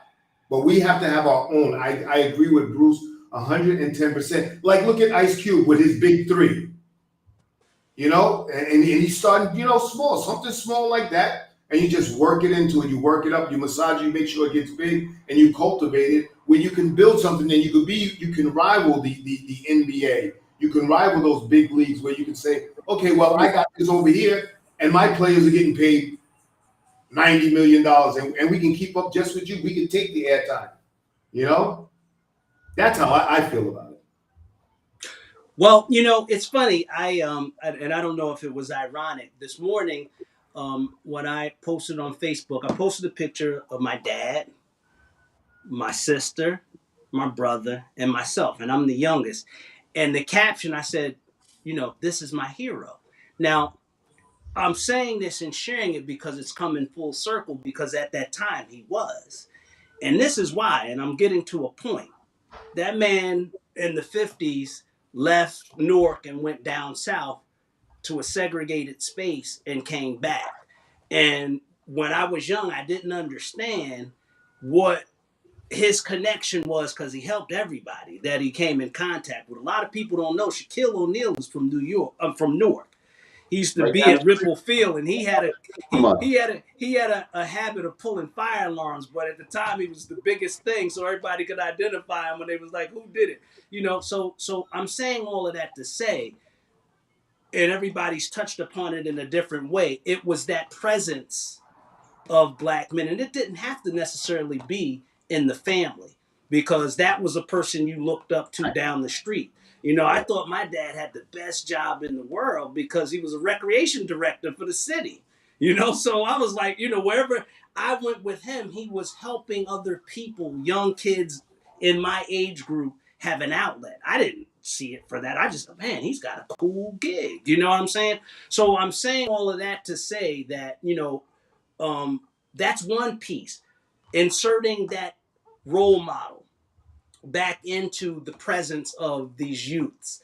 The second piece, and I thought Bay brought, which was very provocative but still real, having our own. And I applaud Ice Cube, because that 3-on-3 league, when it first came out, some people have a view always for washed up players, but it's still generating revenue. It's still putting butts in seats. I know that the first year when they had the finals, I was going to try to get tickets. The tickets weren't cheap. I mean, he actually has a venue. So my question in the form of a statement would be, how do we move that needle? And is there a fear, or are there impediments out there that would prevent having our own, or would we even support our own? Well, I mean, another thing that Bruce mentioned something about the schools now. Okay, what they're doing now, I mentioned about the young man that Derek Whitehead that's just signed with Duke. That's the Naismith Basketball Player of the Year. He's a unique case, because I say that because they got him. They took him out of Newark when he was in the 8th grade. So what I'm getting ready to tell you is that the Mont Vernon Academies, the IMG Academies, what they're doing now is the model that St. Benedict created more than 20 years ago. They're boarding schools now. The kids in the inner cities that they know that they don't not want to get lost, what they call lost in the sauce, they're actually getting away from Newark and getting out of here in track and field and basketball and football and other sports. What they're doing now, their parents are learning more now. Somebody's teaching them now to get their kids out of the inner city. And I mentioned this kid Whitehead because he's a perfect example. His parents got him out of here. His brother, Tahir Whitehead from Newark. Most people know who that is. He played professional football, but they were smart enough to get their brother out of Newark. So what they're doing now, they're creating boarding schools now to get the kids in the inner city whose parents do not want them to go to the local high schools because of the failing school districts. So what they're doing is getting their kids out of here, not only for sports, but because of academics too. Kevin Boyle, who coaches the Mount Vernon Academy, they were the #1 team in the nation for the last couple of years. All of these guys that are playing in the NBA now coming out of Mount Vernon Academy. But I mentioned all that to say that kids now are looking for something bigger and better. They're looking to get away from this. They're looking to get away from the gangs, the drugs, the crime. They're looking for a better opportunity to get educated, and that's what's happening now. So I noticed one of the local coaches said, "Oh, they're still not kids, but you can't blame a kid and a parent for wanting a better situation for their kid to get out of here, especially if a kid has a chance to make it and get out of here." I think they should be able to give an opportunity if there's not a better opportunity here. And to close that out, look at Newark now. What are they doing, Bruce? They fighting over public and charter schools. You got a governor now that refuses to let the cities like Newark open up the charter schools that have been successful. So he's forcing these kids that were gonna go to high school, that have been in some of these charter schools from 4th to 8th grade, won't let them open. This is real talk now. You want to know what's going on? won't let them go to a high school, shutting down the schools like North Star. I'm gonna be honest about that because one of my players, Dennis Leonard, D-Rock, as a coach, did. They're shutting down these charter schools. It's all political. I'm just being honest because these parents who wanted their kids to get a better opportunity, they're fighting with the charter schools. The public and the charter schools is the biggest political concern here in North, but it hurts our kids because it doesn't give the parents the choice or option to choose where their kids go to school. If you've been going here real quick, you've been going to a charter school from 4th to 8th grade. How is the governor going to tell you that your school can't open up a school if they got the money? You got 10,000 kids, Bruce, waiting to get in charter school that they now going to be forced to go back to a school where they don't want to go to. You know what's going to happen? That means the doggone kids ain't going to go to school. They're going to quit or they're going to be disinterested in education. And I'm saying that because we talking about athletics and sports, but it goes back to life. We're letting our kids go down the gutter. It's too much money, Rook, involved. That's what it Yeah. comes down to, and they don't want the money. You know, the governor doesn't want the money staying in the inner city. He's got to get a piece of it. Joey D's got to get a piece of it. You know, I'm keeping it up. You know, right. Raz can't have the money. You know, the North Public Schools can't get the money. That's not going to work. You know, we need to. It's too much money involved, and with the idea, you know, that us wanting to open charter schools that's run by the North Public Schools and things like that, that's not going to fly, and that's the crazy part. And again, like you said, our kids are being hindered. You know, we used to be able to. I had a kid, a very good track and field athlete, lived directly across the street from Central High School. When they came up with this shakeup, when when Cammie first came in and she did a shakeup in the city to try to balance out the schools, this girl had to end up going to Eastside High School. Mm-hmm. Lived right across the street from Central. I fought and I fought and I fought. I said, "You got to be kidding me." Yeah, she was one of my athletes. You damn right. I said, "You got to be kidding me. How did she end up in the East Side? This girl's got to catch 2 buses to get all the way downtown, which she's literally 100 feet away." No, we're redistricting things. We're changing things around because we need to get a new perspective because Central's a little overloaded. I mean, Raz got involved in it, and Raz was like, "This is crazy." And then they finally cut that out. It was I forget the initiative, whatever it was called. And I said, "That's crazy." So the school systems and the school districts need revamping also. You know, I mean, Leon in there as superintendent of schools. Okay, I mean, he's a product of the at least we have a homegrown person in there. You know, he's a product of the environment. Went to school here, grew up here, educated here, principal, all this other good stuff. But it's still now we getting our hands tied from other places. Now we getting our hands tied from the governor, from the state. And they're going to continue to keep it down. The Camdens, the Trentons, the Pattersons, they're keeping them down. Even though, you know, most of them are back under self-control, you still got state control. And we all know what happens with that. So, I mean, it's depressing. And that's why I retired. I couldn't deal with the system anymore. It wasn't the kids. Loved the kids, do anything for the kids. It was the system. And the system just got me to a point where I said, you know what, it's time for me to move on. I ain't trying to deal with this no more. And that's why we need our own system. Sorry, Bruce, but that's why we need our own system. No doubt. Yeah. So let me raise this because I think when we talk as a collective, we can easily begin to go down a lens of negativity because things are bad. But I'm going to go and pardon my elitism or intellectualism, but this was written years ago by one of our prominent scholars, W.E.B. Du Bois, basically saying that because of our condition in America, there'd be this talented 10th. Now, I don't want to sound bougie because those of you that know me intimately know I'm anything but it sounds like we're beginning to get to that point where very few of us are achieving.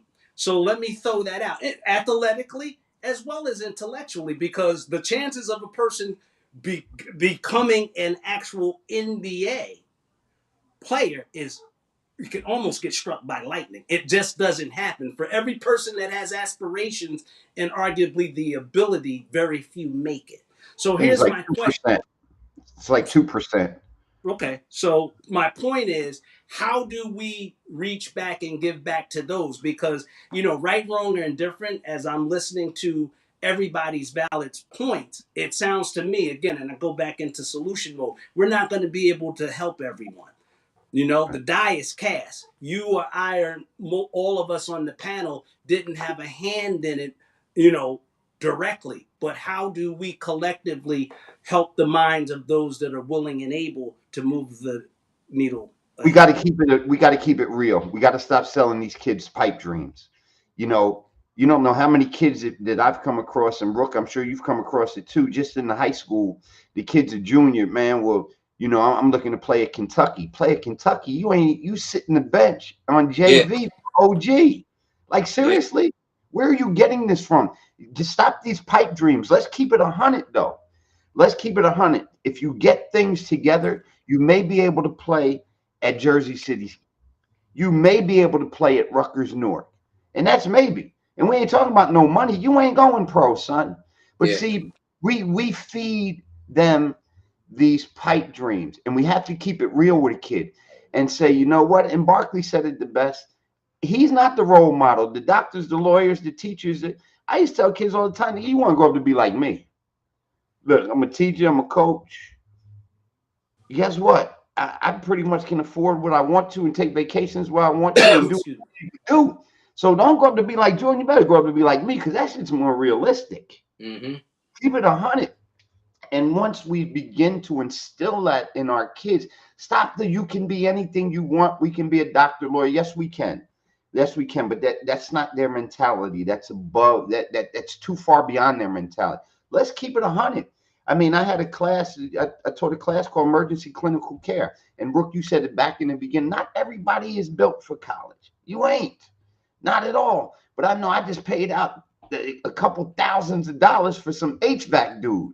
So how about go to an 18-month program and become an HVAC dude? Because guess what? The equipment was cheap. I had to pay his behind to go climb in between these.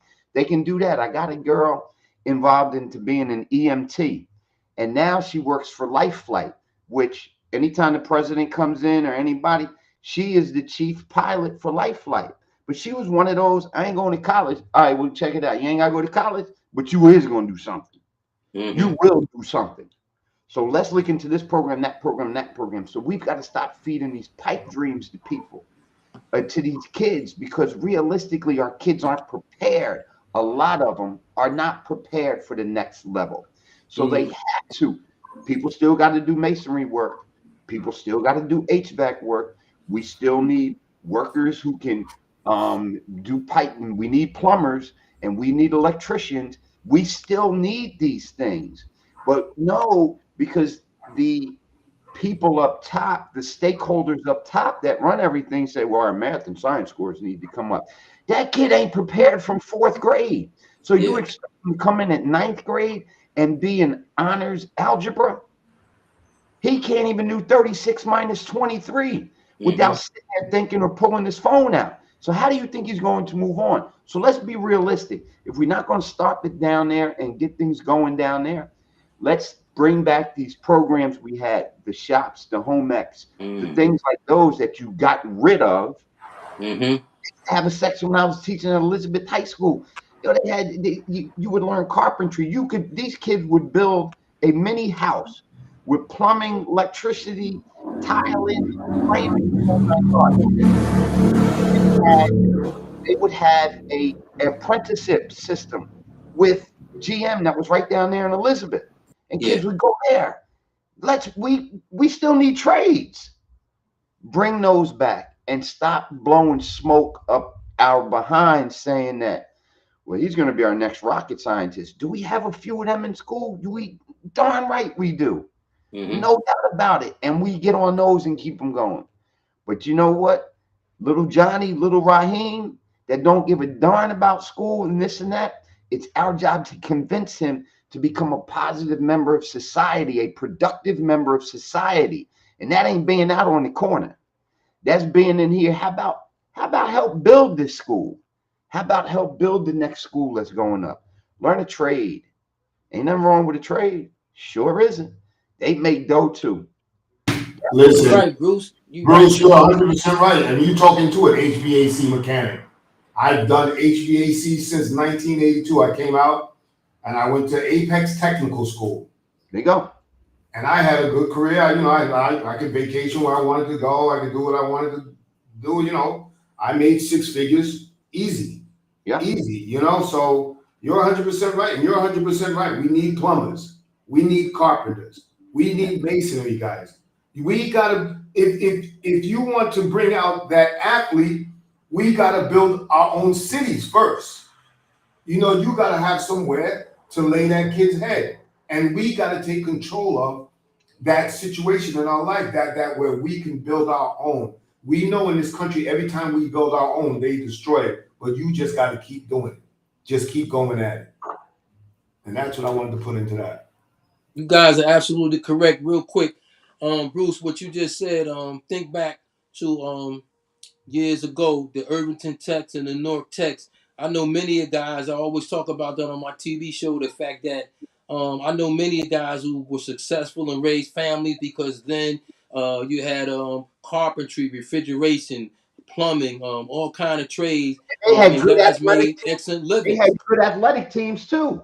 Well, you know what? Then think about what you said though. They cut out the home economics, the shop play. I still got the shoe shine box I had in shop in Maple Avenue more than 50 years ago. So what I'm saying is that these are things that we don't even know what our kids are good at because we're not concerned right now. I challenge any person that's watching this. I've been looking at the comments. Any person that calls themselves a leader, whether you be a politician, preacher, or community activist, I challenge any of you to step your game because there's no way in Newark, Urban, and East Orange, or any of these surrounding urban communities that y'all should be satisfied with the way we having to live, our seniors are having to live, our young people growing up, and the way these adults are conducting themselves. We should all be ashamed of ourselves saying that we so-called leaders and we all turning our head like it's nothing wrong. We got a lot of problems that we need to deal with, but let's start like Bay and you just said, give these kids a chance. Start telling them about the uncle that was the plumber or the carpenter or the guy that fixed the refrigerator, the air conditioning, because everybody's not going, and a lot of these athletes got talent. But like you said, all of them are not going to Kentucky or Kansas. I said at the top of the show, what happened to the junior colleges? You used to have, I mentioned Mr. Hill, Cleo Hill was the coach of Essex County for 25 years. They don't even have a basketball program no more. And it's not just about sports, but what happened to the junior colleges where you were still, some people didn't know if they wanted to go to school, but they went for 2 years and maybe got a trade or some kind of what they call it, associate degree. Our kids now are so lost, man. It's almost a shame when you hear a lot of people say, well, I'm glad I ain't raising no kids now, because they're scared. You can't be with your kids every day. You got to work. Some people got to take care of the elderly. But right now, we got a problem because everybody that's in power, they're basically turning their heads and turning their backs on these young kids and this generation. Yeah. So, you know what? We've had, I think this was a great informative discussion because it's laid the whole thing out bare. We know where we came from. We know why we did what we've done to make the CIAA flourish.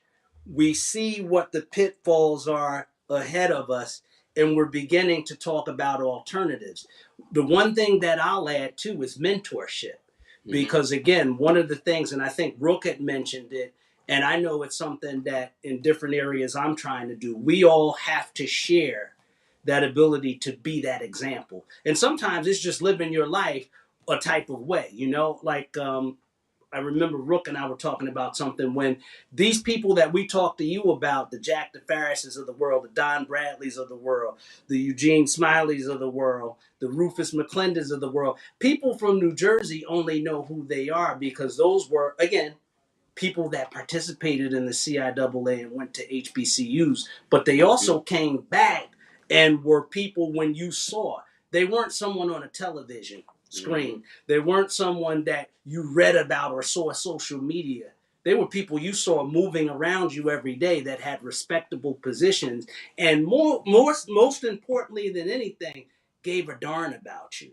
So, my challenge to the panel and to the people that are listening is that, if you have a relationship with someone that's in the industry that your kids can meet, we had that opportunity. Earl Monroe slept at our home as a Knick once. I mean, nobody believed it, until they saw, oh my God, he came out the house. Here's my point. We have to all be that change we want to see. At the end of the day, that can be very cliched, but when you talk to that kid, ask them what they want to do. I remember my dad, he made that a point. Every, so often you go, what do you want to be? What do you want to do? And I think that a lot of times we don't hear, or the children don't hear that challenge to them. And it ties into what Bruce was saying. You have to be realistic. If your kid's 4'11", I don't think he's going to go into the NBA. I'm sorry.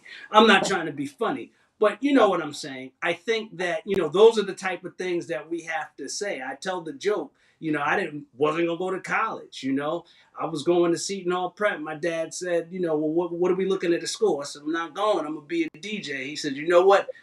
Ain't no DJ got a 401k. Take your ass to college. And he was right. And I was able to do both. So my point is, we have to make sure that sometimes in the interest of our loved ones, we kind of push them with more wisdom than just more rhetoric.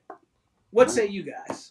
Well, I want to say this before I've been waiting on show to say this.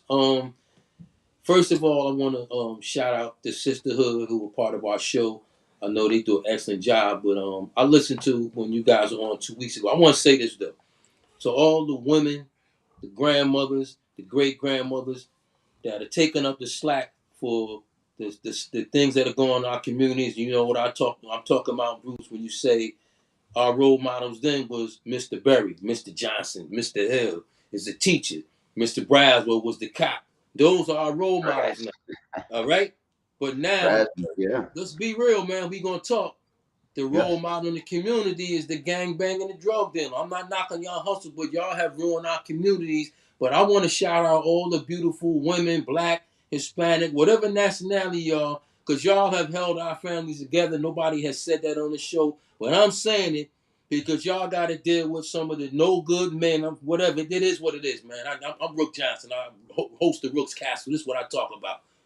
Y'all done dealt with the nonsense of our men, our deadbeat fathers, our deadbeat whatever. And these women have taken a lot of flack, but have still figured out a way to pick up, get up, go to work. Look at these women in the rain with no car, with 3 and 4 kids, getting on the bus, trying to worry about how they gonna feed their kids and stuff like that. When you got grown men now walking around at 25 years old, you talking about what's wrong with our kids. I know we talking about sports.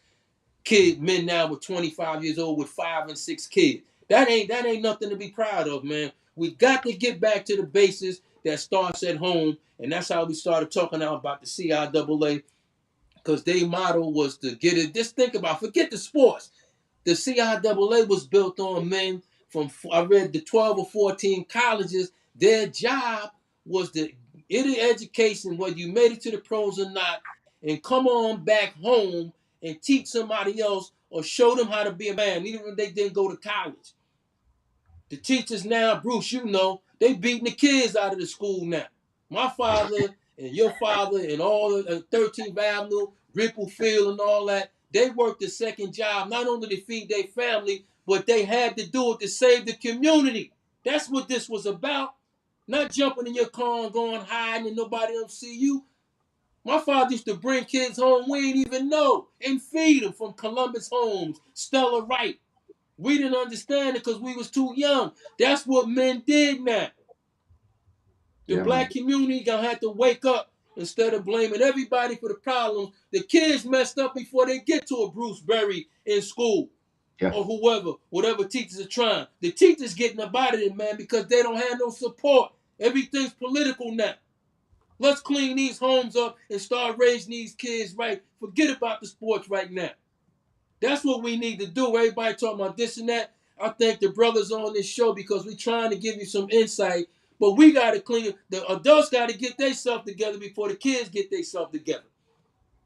That's our problem in the black community. We running wild now, and nobody's got a solution. But they just keep on pointing the finger at everybody else. We got a problem in our inner cities. They're failing. We 1,000 years behind of what the Adam Clayton Powers, the Martin Luther Kings, and all of the Marcus Garveys and all those started out and tried to teach all of us now. They'd be ashamed of all of us now, the stuff that's going on now. We talking about the white cops and all that killing us. We killing each other now. Y'all don't say nothing about that.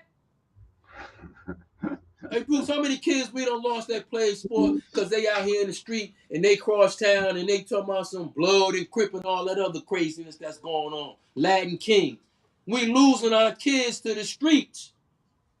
Yeah, for sure. I mean, that's sad. And in all my years of teaching, I started teaching in 1990 and retired from education in 2018. And I was looking back one day, I went to 42 funerals. Ooh, I went to 42 funerals. I mean, Wow. yeah, 42 funerals, man. And it's surreal to be like, dang, that's over 2 a year almost. And I don't know how many I've visited in incarceration. And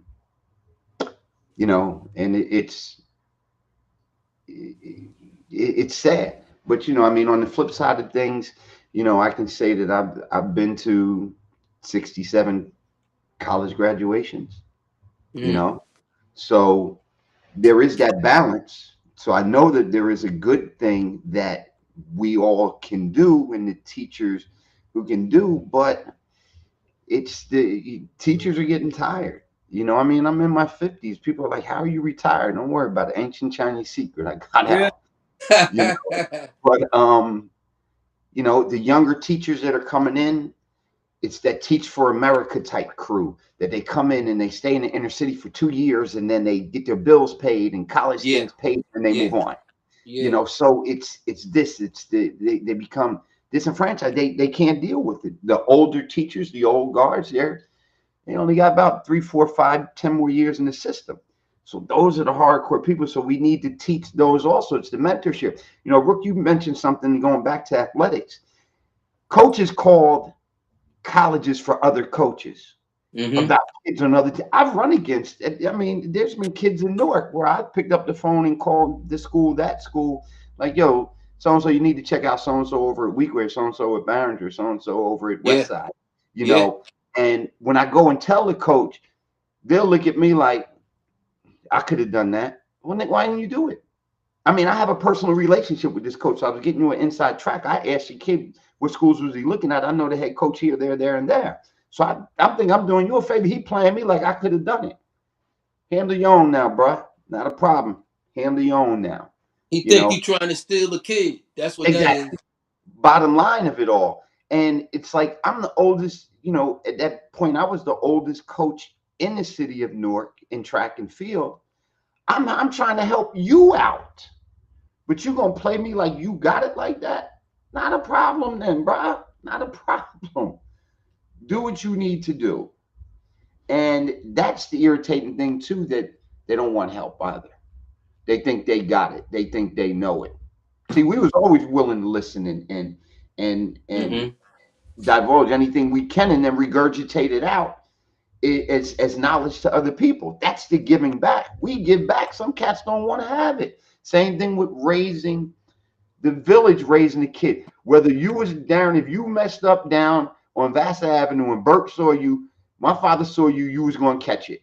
If I messed up on Vassar Avenue and Artie saw me, I was going to catch it. There was no ifs, ands, or buts about it. We was going, or Mr. Smith was going to get us.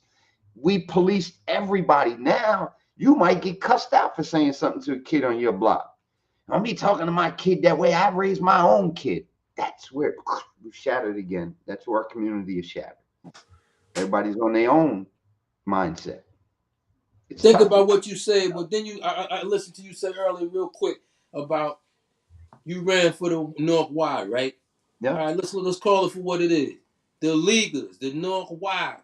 all the track clubs and things like that. The United States Youth Games was something that kids in Newark look forward to. I know I participated for 5 years. I coached the team. Newark had never won a national championship. I won 2 in a row with no support. Yep. And then I gave it up because they wouldn't even let me use the gym. That's a whole nother story. But I'm saying I took kids that had never won nothing and won. I had just started working for the City of Newark Recreation Department. I won 2 national championships, never lost a game. Had my father coaching with me. He used to beat me to the gym. My mother in the stands cheering. My brother and sister support me. But my point is this. The feeder programs, Bruce, we keep saying this. Check this out, babe. We keep saying the feeder programs. Newark had the United States Youth Games, Bruce. You well aware of that. My brother knows I coached track. I did track for 2 years with them. But why and I couldn't even get a place to go practice. I couldn't even practice the week. What did I say about them not giving you a facility to practice? Yeah. Listen, they stopped that. That was for kids 15 and under, but that was your feeder program to the high schools. That's how you found out who were your track runners, who was your basketball players, who was your swimmers, your bowlers. Your what else? They had track and field, swimming, bowling, track and they field. had that, but why? Not one politician fought for that. When they had it in Newark, we won a national championship. I had 3 kids, 6'10", 6'11". We won a national championship. Half of Newark was rooting for me to win. The other half was rooting for me to lose. But my point real quick is that the feeder programs, man, you notice I've been following your career. I seen you up in Bloomfield and everywhere fighting for money with kids shaking the cup. I know you. I know where your heart is, man. But at some point, you got to have the administrators, the principal, the community got to fight for you. These are their kids. You coming there, you spending time away from your family. You know what I'm saying? You got kids in your own. The bottom line is this, man. If they don't start getting some programs to save these kids, we all in trouble. Your grandmother can't go to the store. Your father can't play his picket. Your grandfather can't sit on the porch. What are we doing, man? And everybody's acting like everything is sweet now. But it's not. Well, guys, you know what? This was a dynamite show. I think that we started out, again, from a historical perspective, trying to give the audience a point of view of, where we came from. And, as we end the show, I don't want it to be a negative because I think that the issues that we've outlined are real and they're challenges. But I will try to land this plane by saying enrollment at HBCUs are up at unprecedented levels.